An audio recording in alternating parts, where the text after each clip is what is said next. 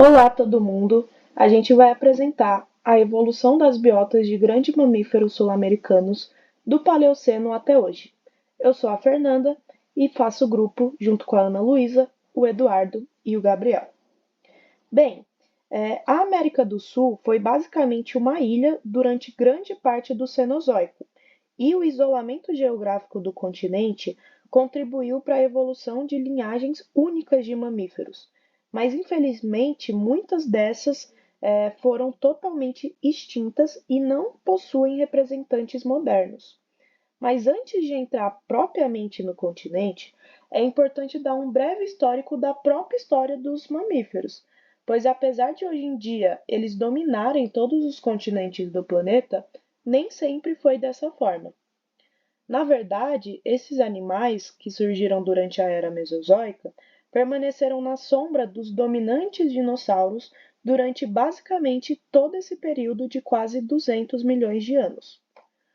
O fato é que, enquanto os superdiversos e adaptados dinossauros apoderavam-se de todos os ecossistemas em todos os cantos do planeta, os mamíferos, por outro lado, frente a essa competição, provavelmente tinham pouca diversidade, com animais especialmente pequenos, noturnos e escavadores, e que, portanto, viviam, em sua maioria, se escondendo dos dinossauros predadores.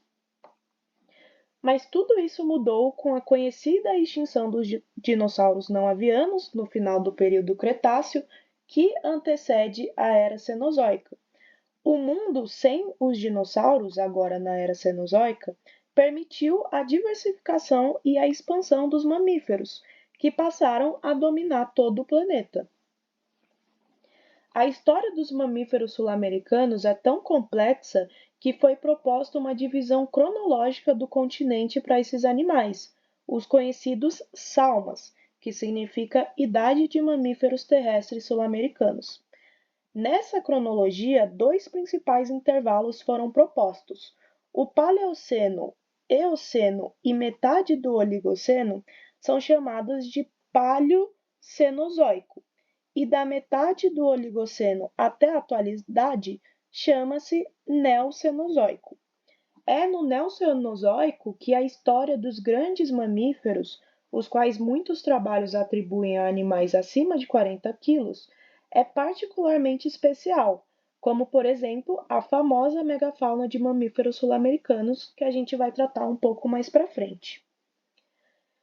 Isso porque, durante o Paleoceno e Eoceno, logo após a extinção dos dinossauros, os mamíferos e vários outros grupos começaram a se diversificar, mas ainda eles eram basicamente animais pequenos. A América do Sul e a Antártica ainda mantinham a conexão que estabeleceram durante o Mesozoico, no supercontinente Gondwana, até cerca de 56 milhões de anos atrás, no final do Paleoceno.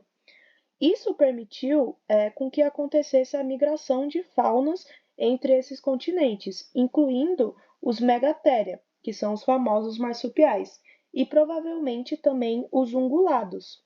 Dessa forma, durante o Paleoceno e Eoceno, com a ajuda de um clima bem quente, os marsupiais que dominavam a América do Sul. Inclusive, eram eles que representavam os predadores mais notáveis dessa região, como a gente consegue ver nessa imagem daqui. No Eoceno, por sua vez, aconteceram diversas mudanças paleoambientais e geográficas que contribuíram para o estabelecimento da fauna única de mamíferos sul-americanos.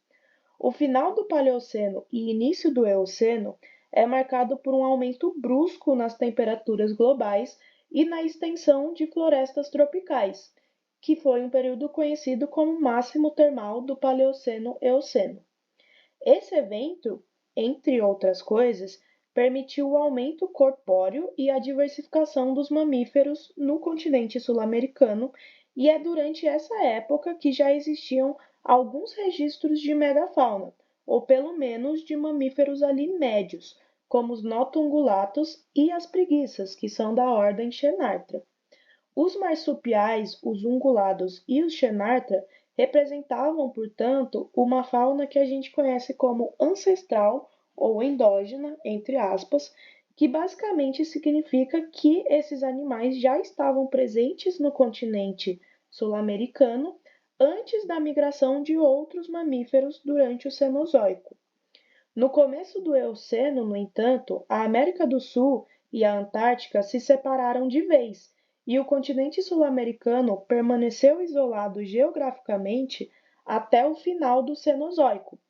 Esse isolamento geográfico permitiu a diversificação de uma fauna muito única por aqui. É no Eoceno também que começaram a chegar mamíferos imigrantes de outros continentes.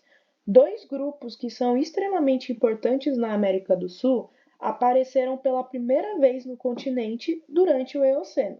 Os roedores de caviomorfa, que incluem, por exemplo, as antas e as capivaras, e os primatas platyrrhini.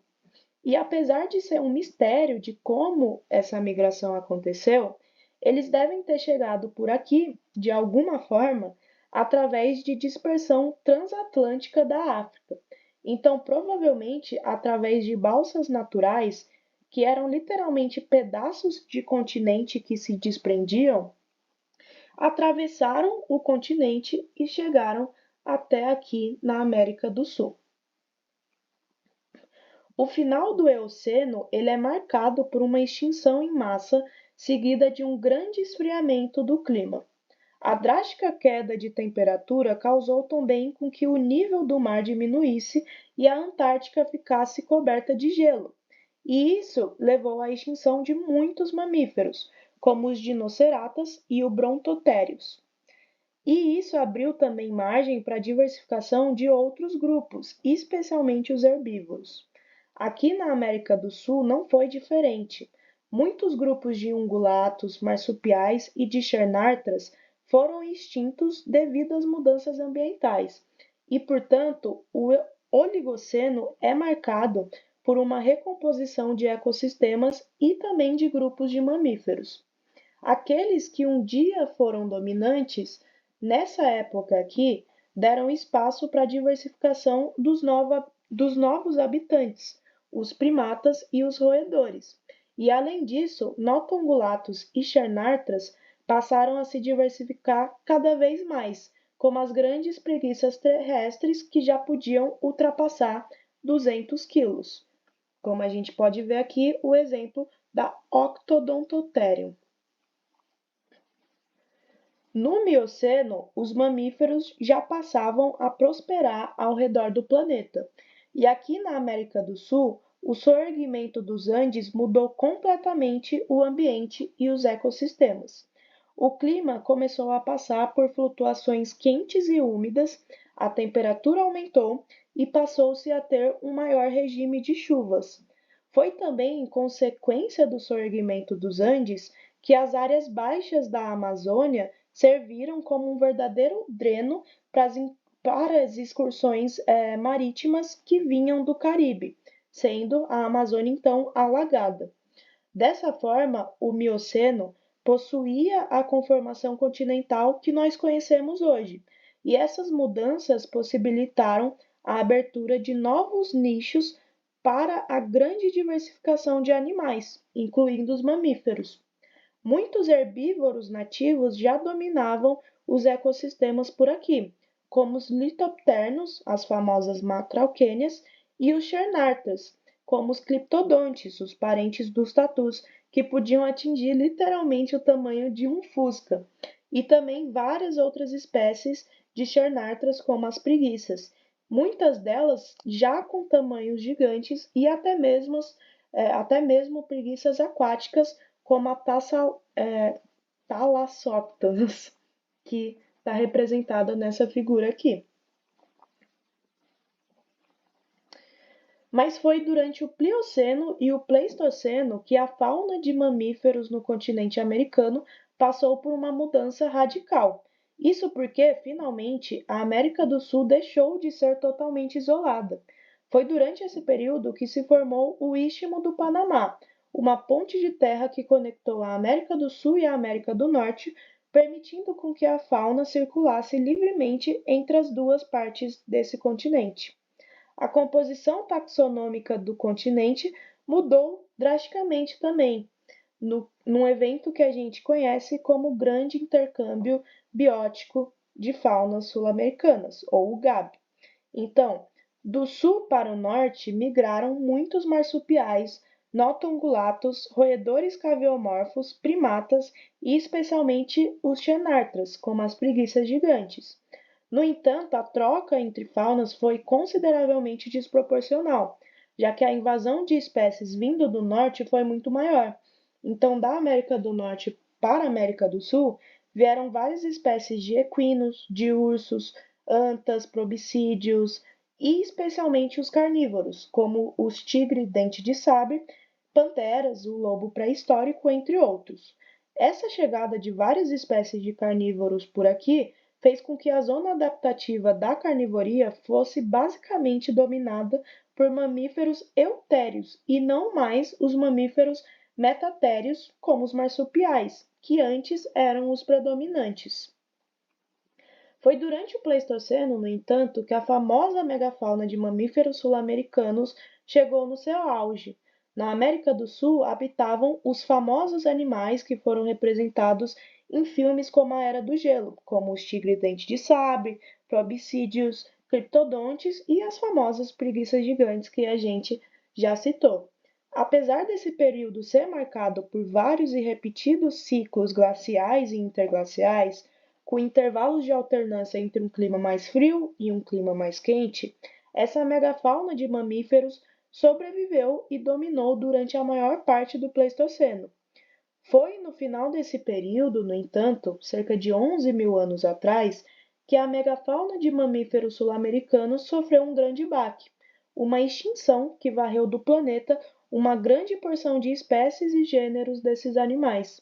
A extinção da megafauna de mamíferos terrestres ocorreu em todo o planeta em um tempo muito curto em termos geológicos. E as causas para isso giram ao redor de duas principais hipóteses: a influência das mudanças climáticas que aconteceram durante o Pleistoceno e a influência das populações humanas sobre esses animais, como por exemplo a caça em excesso. Mesmo que essas causas sejam um pouco contestadas na América do Sul, de qualquer forma, o continente ganha destaque dentro desse cenário, pois possivelmente sofreu a maior perda de mamíferos da megafauna entre todos os continentes. E justamente por isso foi até mesmo proposta uma hipótese para a extinção da megafauna exclusivamente aqui no continente, que é a hipótese do Broken zigue-zague, que basicamente atribui a combinação desses dois fatores como sendo responsável por essa extinção. De qualquer forma, poucos desses megamamíferos sobreviveram a essa terrível extinção, como por exemplo as preguiças, mas que mesmo assim diminuíram drasticamente sua diversidade ecológica e morfológica em relação às espécies extintas, por exemplo, em relação ao tamanho corpóreo e à dieta. Na época atual, o Holoceno é justamente esse cenário que nós temos, uma pouca diversidade de grandes mamíferos em comparação à época anterior, devido justamente a essa extinção, e mesmo esses grandes mamíferos atuais são restritos à África e ao sul da Ásia. Mesmo assim, as mudanças climáticas atuais e a influência humana sobre os ecossistemas pode estar nos encaminhando para uma possível sexta extinção em massa, inclusive com os grandes mamíferos apresentando grande risco de extinção. Muito obrigado por sua atenção. Essas aqui foram as nossas referências que nós usamos.